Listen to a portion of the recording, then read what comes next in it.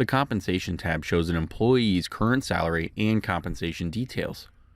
The results of a salary update batch are seen here on the Compensation tab after the batch processes.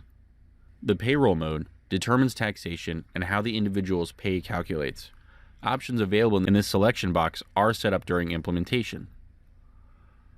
The pay amount and pay period hours may be defined up to 4 decimal places, such as 15.1234.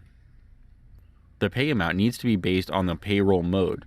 So for example, if we had an employee that was paid $10 an hour once a week, we would select the payroll mode week hour option, enter the 10 in the pay amount field, and then set the pay period hours.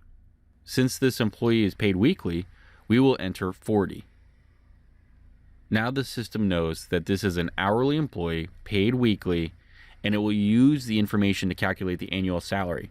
After saving, confirm the amount in the annual salary field. The salary effective date is the date that the salary starts. For a new hire, it often is the first day of work. The salary review date is for the individual's next salary review.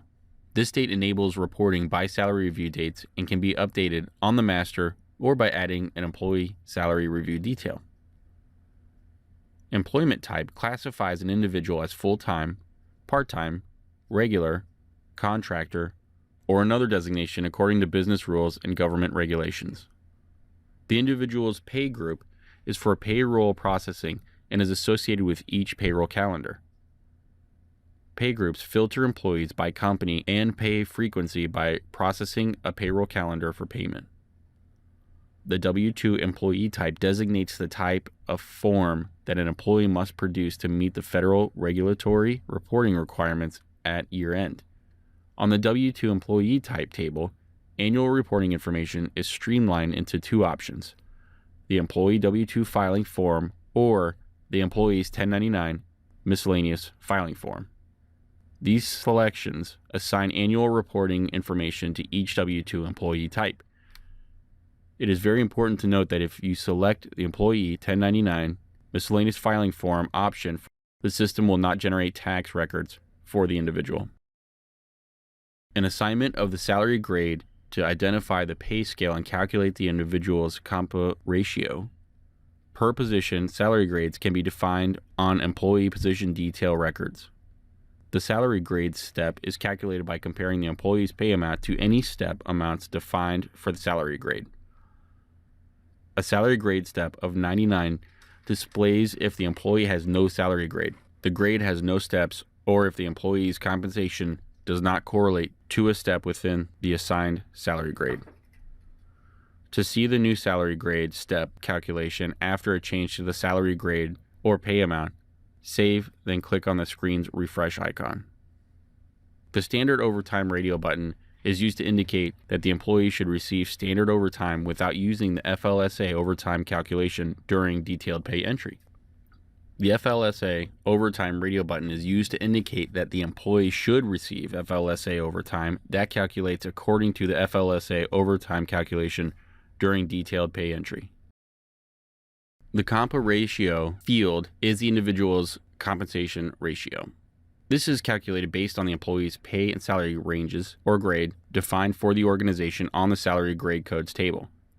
Where an individual's salary falls within this range of a level or grade determines the placement of the individual's pay within the grade.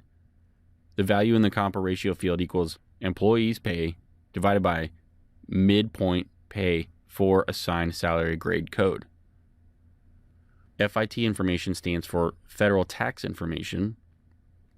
In this section, most of the tax information was completed during the new hire process. However, if the currently selected employee is exempt from federal income tax, select the exempt checkbox in the FIT information section. When an FIT exempt checkbox is marked, FIT taxable wages will accumulate, but the federal income tax will not process. The exempt flag is not included in the new hire process wizard. This is where the state of residence is defined for tax purposes. If the work state and the resident tax state differ, then the payroll process can automatically create dual taxation. The filing status in the FIT section filters to only federal tax filing statuses. The individual's tax filing status for federal is found on the individual's completed W-4. If the individual requests an additional amount of federal income tax withholding, record the additional amount in the additional tax field here. This also updates the additional amount field on the employee tax detail record. Any additional percentages or additional amounts for other taxes, including state income tax for states other than the resident state tax, should be defined on the applicable employee tax detail record or records. This is the number of exemptions for federal income tax withholding.